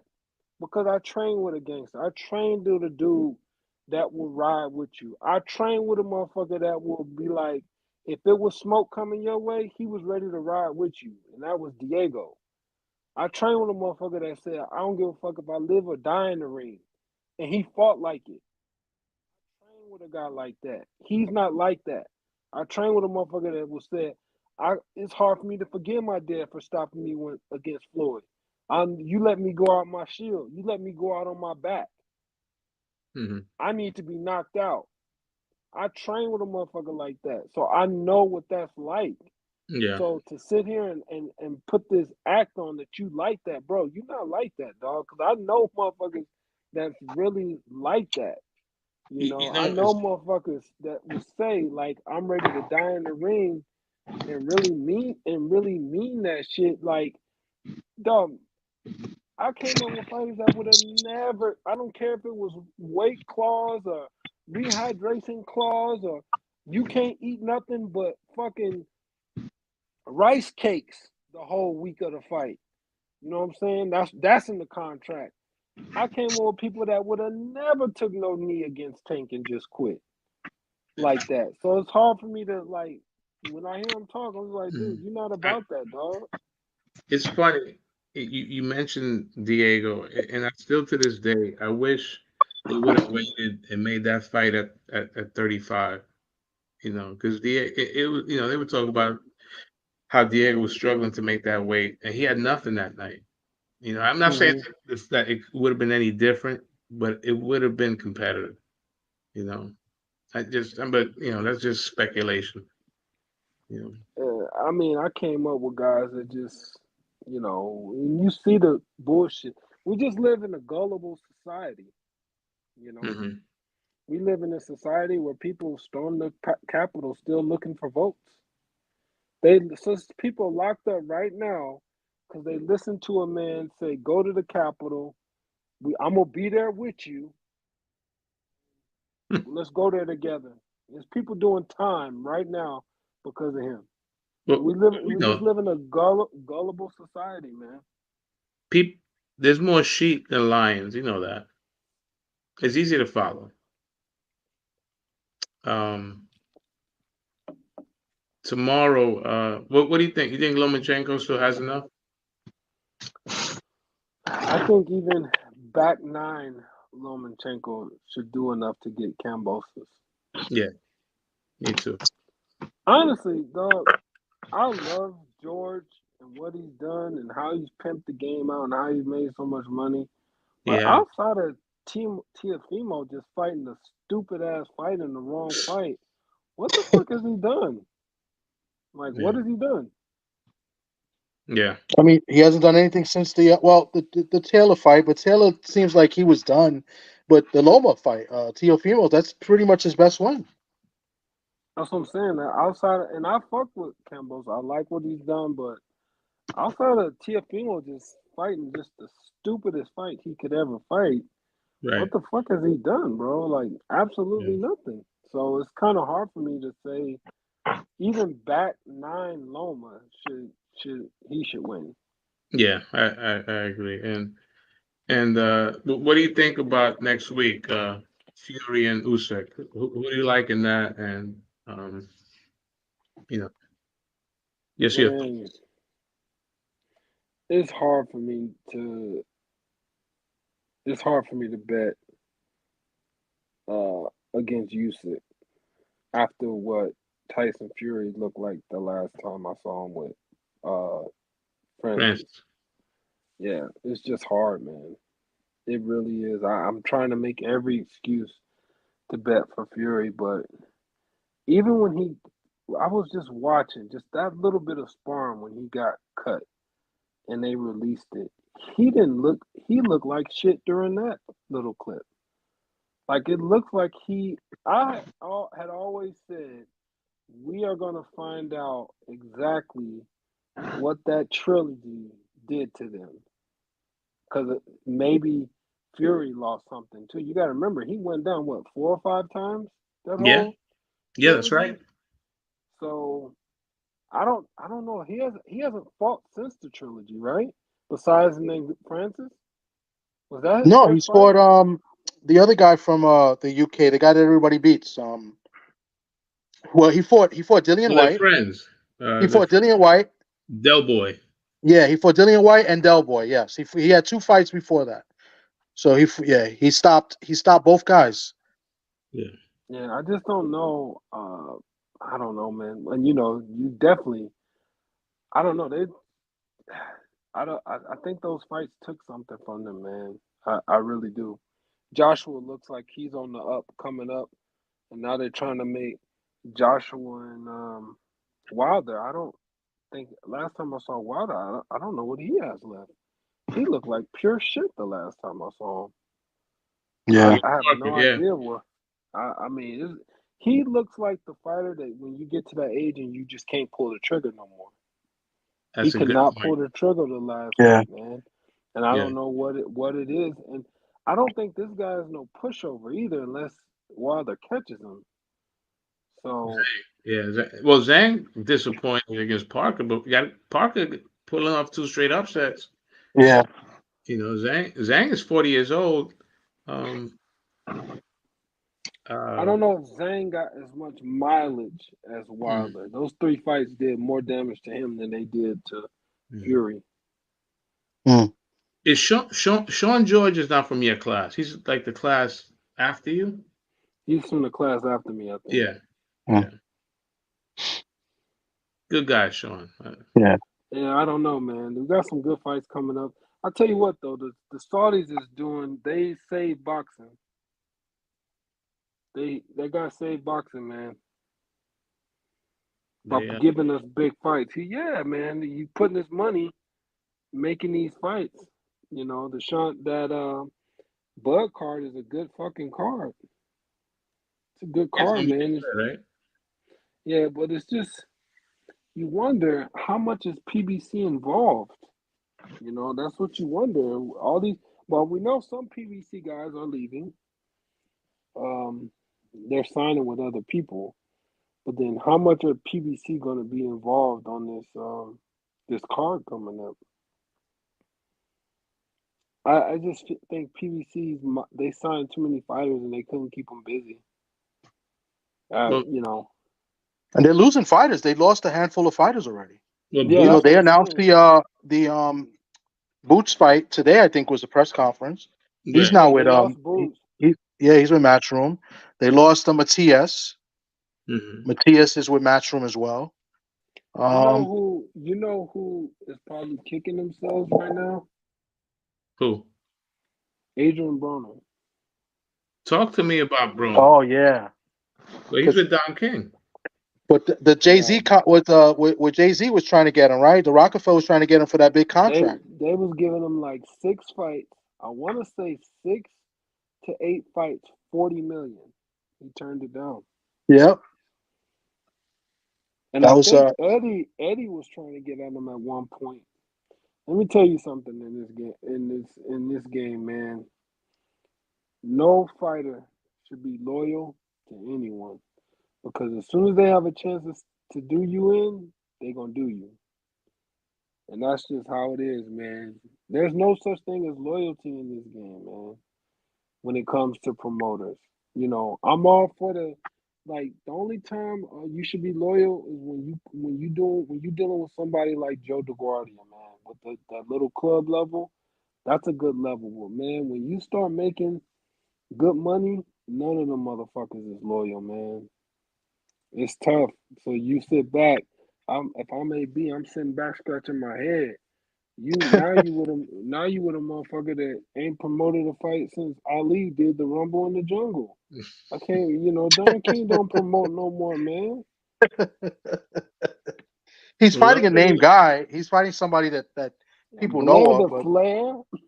I mean, people know of him though. Blair, It's I think it's a bigger opponent than his last fight. I think Ishe right now get off his couch and beat the brakes off of Blair Cobb. Blair Cobb is Terrible, terrible, man. terrible. Can you do a Charles Barkley impression? Terrible. Terrible, Yeah, terrible. This terrible. terrible, man. This nigga. And I just, these fighters, you got to go where the money's at, man. That's at the end of Yeah. the day. You got to go where the money. You got to go where the money at. You Yeah. know. Yeah.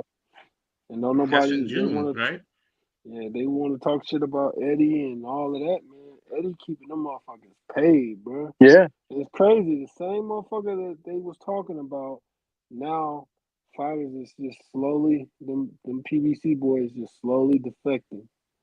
But I know that Boots wouldn't hurt, but man, Boots was fighting like once every 18 fucking months. Yeah. Yeah. It's The tough, same. Look, man. and Frank Martin hadn't fought almost a year, right? That's And then Tank hasn't fought since April, so it's over a year. But well, he I did mean, go to jail though. I think he did Yeah, the he bid, did. Yeah, man. that's He did a true. little bid, so I'm gonna give him a pass with that because that's one guy that they need to be fighting. Earl wasn't busy enough. It's just a lot of those guys aren't busy enough, man. Nah. Showtime going out of business didn't help. Well, why did Showtime go out of business? Is the Yeah, key. because before that, they were still not giving them the fights. Yeah, They still weren't fighting. we wasn't getting the fights we wanted, man. Yeah. I would love to get Espinoza on. HBO and Showtime going out of business was a major blow to boxing, man. 100%. Yeah. That was big, man. That was big. Major. Sock, you know what we have to do? What would be So great? If you get Espinoza, you know who else we got to get on? who? I wonder who. I'll give you one guess. It's too late. You Boots. make an Huh? open book test. I don't know. Boots. No. If you get Espinoza on, you got to get Rick Laser on, and just have them go at it. You ever dealt with that guy, Ishe? I've never dealt with him. I don't have a problem with Rick, but I don't. Rick reports he's biased, and that's Mm-hmm. what I don't It, like. He's on the PBC bash train, and I don't like that. Whether you like him or not, just report everything. Like Yeah. if I was one thing about me, I'm consistent. I report everything I don't like. You know what I'm saying? If Top Rank doing some shady shit, I'm gonna say it. Golden Boy doing some shady shit, I'm gonna say it. PBC doing some shady shit, I'm gonna say it. Mayweather promotion, it doesn't matter. I don't have a loyalty, but he acts like PBC owe him some money, like well, they that's the fucked his thing. wife or something. But I don't like that. you said it. If he hasn't made a dime off of you, he's gonna shit on you. That's his Yeah, MO. and I Yeah. don't like He that, does some man. I don't. consultant work with Golden Boy, so he's always on their knob. Yeah, and they're pieces of shit as well. Dog, Golden Boy is terrible, dog. They're terrible. There's nothing good about them dudes. There's nothing good about them dudes. Nothing good about fucking B Hop and his fucking ass. It's just nothing good about them dudes. It's just come on, man. I like I said, just report it, man. Don't just be on some Al Heyman PBC bash train. I don't like that shit. I don't like it. Yeah. He's been doing it for years now. I mean, since Years, PBC started, bro. I think. The same thing, because maybe they didn't give him a job. You Probably. know? Oh, by the way, there was one thing we didn't get because it happened early in the week. Did you get to see Inoue Neri? Yeah, that dude is Give a beast. I give your wanted to thoughts on put the out a monster, tweet. Tom. I wanted to put out a tweet, but it was just too soon. So I'm gonna say it here. Does that dude? And I'm not saying he's not insinuating nothing. I'm just saying, does he do testing? Is he registered with VADA? I Is don't know. he? That would be a good fucking question. Because I'm not saying he's dirty, but it would just be good to know. You know, Well, he's fought. I know he's fought in Vegas at least twice, but all his other that fights has been still in doesn't. Japan. That Yeah. still. I don't care about him fighting in Japan. He's a huge star out there. He makes a shitload of money. He Yeah. shouldn't have to come over here and cater to nobody in America. I agree. He's a I he's agree. a fucking beast. Only Yeah. thing I want to know about the guy, has he submitted to random blood and urine testing? Is he under VADA or what or whoever? USADA, has he done that? That because that's always gonna be a question mark when you got somebody punching like that. The guy's a fucking beast though, man. But have you heard this other thing that that's Cool Boy Steph's people's brought up, and it's been known the stacking that With the it's legal raps, over there in Japan. Stacking with the wraps. yeah. I That's didn't the hear only about thing I've that. heard, but but if it's legal, it's legal, right? So it's not, against the rules. So I will tell you this though, him getting dropped and for the first time ever, and the way he responded showed me something about that guy's character. yeah. Hmm. Like Ishe said, he's a beast, hmm and now he's 30, right? About he's I, got to be I 30. think 30, 31. Yeah. Yeah, and he comes from a boxing family. They keep him busy, and Yeah, that's what I like about. They yeah. keep him busy.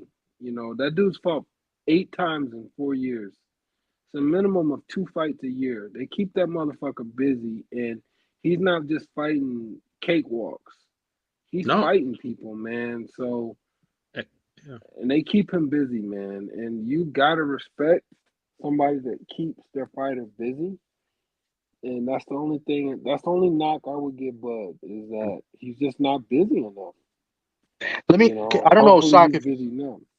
if you remember, I don't know. Did Nonito in the first fight, did he break his jaw? Was it something his jaw was broke or something? I wanted to know how His, early his it might have been. his orbital bone. He His broke his. oral, okay. Yeah. And he fought, okay, and then he fought, I don't know what round, but yeah, but he fought with that and still won the fight. Hmm. Um, so he's He, he's he's tough. He's not a chump, no, and then he got off the floor and you So know what you're telling me is he not gonna take a knee. no, I don't think he's taking any. no. No. Yeah, you remember the So old Kevin Kelly fight, old Gotti fights, eyes closed. Kevin Kelly said, "I Oh, can't see." Kevin Kelly against Smoke Gain is one of my favorite fights of all time. That's The the fight first he one. said, "I can't see." Right? Yep, Kevin against Kelly Derek couldn't see, Gainer. man. Came back and knocked that boy out. hmm. Yeah, it's crazy, man. We got The fighters flush and today. flash. We got fighters today taking knees, looking at the ref. As soon as the ref get to 10, they pop up, Yeah. and then blame the weight clause. That's Socrates King. That is That is his Socrates king. King. That is I don't fucking know about my King. king, but hey, um, Right. I mean, look, the dude is good for the sport in the sense that he brings eyes, right? And if So you're you're gonna be on voting the for other, Trump? if you're gonna be on the other side, you're gonna get paid too. You voting for Trump? I'm kind of fucking with Kennedy though, So you're gonna waste your vote because you know he's not gonna win. but Kennedy, I don't know, man. I can't vote. Am I gonna? I mean, Biden. We're gonna vote for Biden. I mean, you got one. None of them give a fuck about us. None. None of the. You're right. I don't even do politics, but neither side don't give a fuck about us. They only care about themselves. Mhm. You got one Absolutely. dude that's committed rape, that created an insurrection, that's done all kind of shit. There is no way fathomable I can vote for him. There's just no way. As a man, I can't vote for him. I don't care how shitty Biden can go out and shoot someone tomorrow and go to jail. I'm still gonna vote for him because You I gonna can't vote for vote for the Biden? other You gonna guy, vote for man. Joe? I got to, man, because I don't want the other guy in Jim Crow office. Because Joe? I saw what the other guy was the other guy was calling racist people very good people. He called them there's very fine people on both sides. I can't vote for that guy, man. The one thing I say about Kennedy though, he's talking about reparations. I'm doing that 23andMe test. When they start putting out them checks, just in case.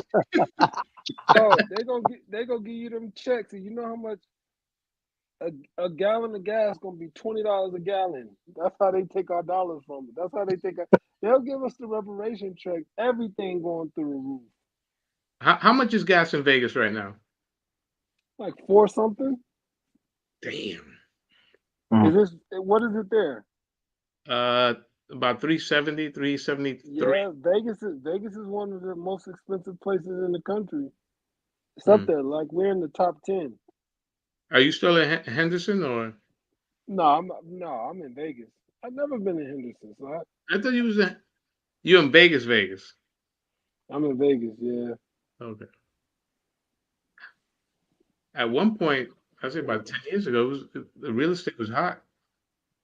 Yeah, it kind of then crashed and leveled out now. Real estate kind of high everywhere, man.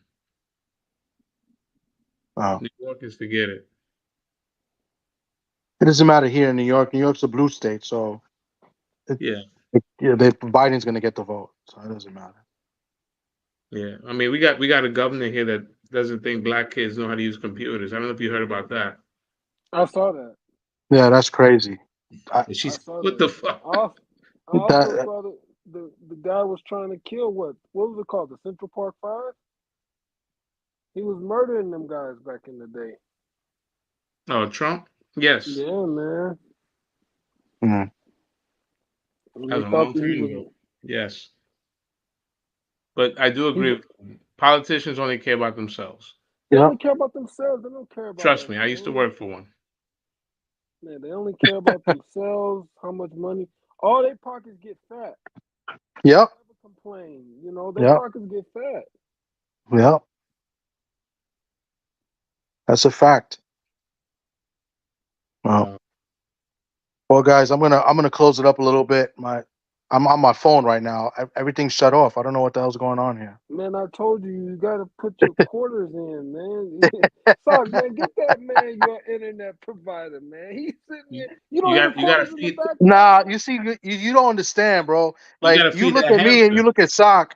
Sock lives in a great neighborhood. See me, I'm in the hood. I'm in Soundview. I don't know if you know about Soundview in the Bronx. It's bad. It's terrible. Sock is in a nice, good neighborhood. You know, he could borrow sugar from his neighbor. You know, he could do all of that. I can't do that.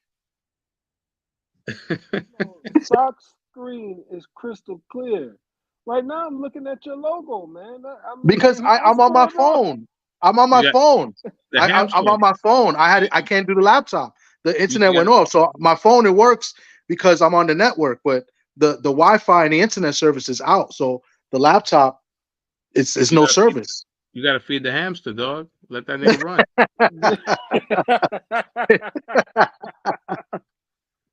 Yeah, go drop a quarter. You know what you do? Pull the cord that you're using from the neighbors, man. Tell them you're gonna be on for about 15 more minutes, man. Tell them you'll be off in a minute. It's messed up, man. I'm calling Cablevision tomorrow and I'm flipping. But it's been all week. I can't work from home. I was home on when was it? Monday? It wasn't working. Then they call you. It's been terrible, bro. It's just, Normally, when and you they all they complain tell to you them, is it's an outage in your area. they'll give you credits though. If you say I work from home, Yeah, but the and credit is I like can't, what, $2? It's not nothing. They don't it's give you. better than It's a nothing. joke. It's not, yo. It's like $2 from the bill. Cable bill is expensive. How much your bill out there? My bill, because the Wi-Fi and I got basic because I use the Fire Stick for everything, so I use the internet for everything. It comes about to about what is it, like 120 something? I can't believe you still buy cable. I Nobody get buys because I got cable the no basic more. cable because they like the News 12 or whatever, the local, so I got that. I really don't need it because, like I said, I got Bro, I haven't paid for cable in years. I can't even tell you. I don't even know what that feels like. I feel like I'm talking to somebody ancient. You still got Stock, you got cable? but you still got to Right. pay Stock, for you the got internet through the cable company. I Right. pay for the internet, but I don't pay for no. Yeah, that's There's what I'm all saying. So I kind of pay for the apps internet. now. Fire Stick got TV programs. I watch my Yeah, I got a local smart TV. TV and everything. Like, Hey, listen, hey, I know, but they want don't snitch what? on yourself. The- Don't rat yourself out. no, but the internet and the modem, whatever the hell that is, the Wi-Fi, and then of course my wife, she likes the house phone, so I got to pay for the house phone, which everybody has cell phone, but Wait, hold on, man. You still got a house phone? I still got a house phone. I'm one of the very few. You got a house phone too, Yeah. man? I, I have a house Shit. phone. I never use it. So Damn, man. yeah, You that's still living in like the 90s, like the early yeah. 90s, man, like 95. I will tell you that my phone is a wireless phone and it's not a rotary. So I'll tell you that much. It's not a rotary phone. All right. I ain't seen a house phone in decades, man. I can't tell you the last time I see somebody with a house phone. Shay, It's very few people. I'm not the only one, but there are a few people that have it. yeah, Probably sure. probably all in the wife's side of my family, but yeah. Yeah. Shay, personal note. When is the Hall of Fame induction? August 9th, the weekend of August 9th and 10th. Okay. Okay. Excited? You Yeah, got man. you got the suit picked out? Not yet, but I'm getting my fit together. You know, Do it you feels dress good yourself to be still? recognized, Do, huh? do you dress yourself still, or does your other half? No, I dress myself. Okay, Feels good to be recognized, man. Whether it's absolutely. the International Boxers Hall of Fame, whether it's your city where you're from, whether it's another city. I mean, it feels good to be recognized amongst your peers and have people tell you they appreciated what you did.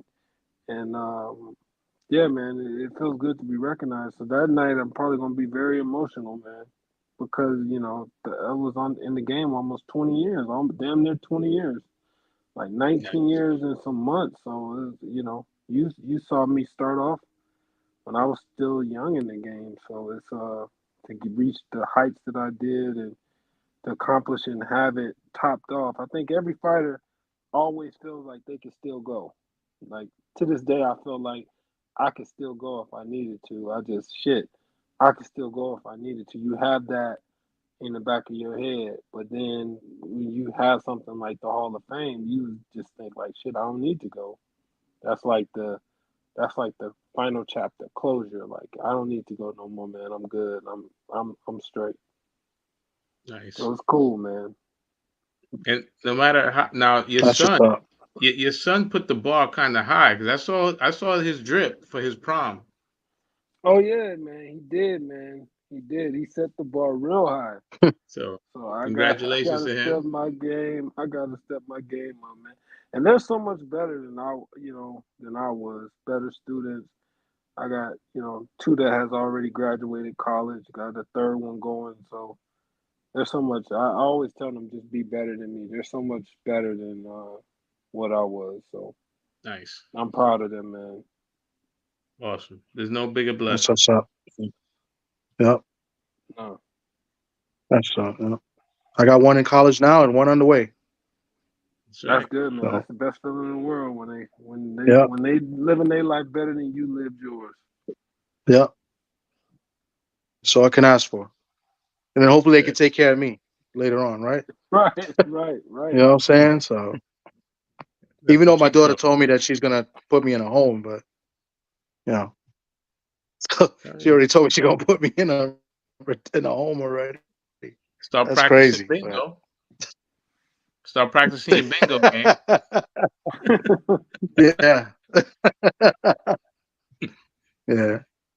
All right, guys. Well, I'm gonna sign off and see what the hell's going on with this joint.